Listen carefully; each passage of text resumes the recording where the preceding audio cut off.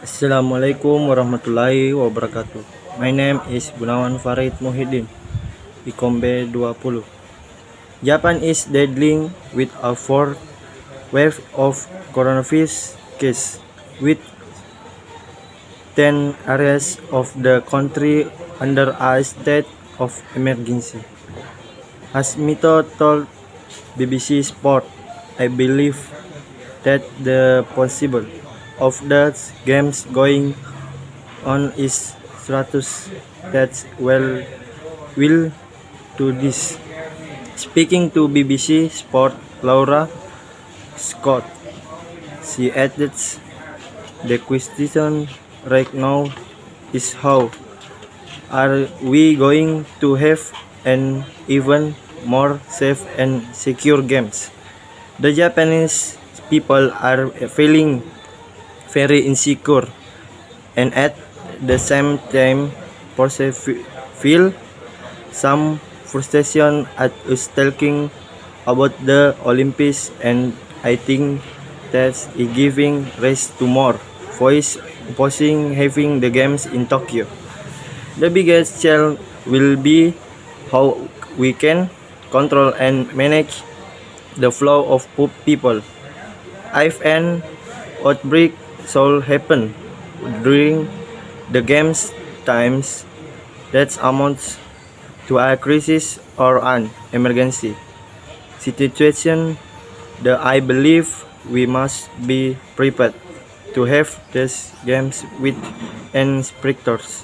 We are trying to create a completed able situation as possible, so can create a safe and secure space for people who come in from overseas, as well as people who are in Japan, the residents and citizens of Japan. No international fans we will permit this summer and at the Olympics on Paralympics which began.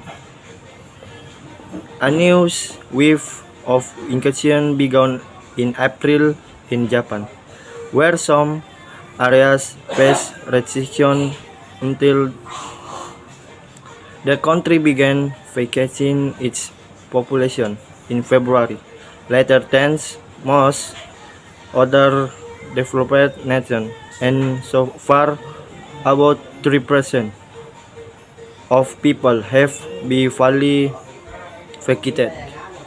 Hamilton said it was very painful decision to have no overseas spectators present, but unnecessary to ensure a safe and secure games. For money, at least it's a once in a lifetime opportunity that they can compete in the games.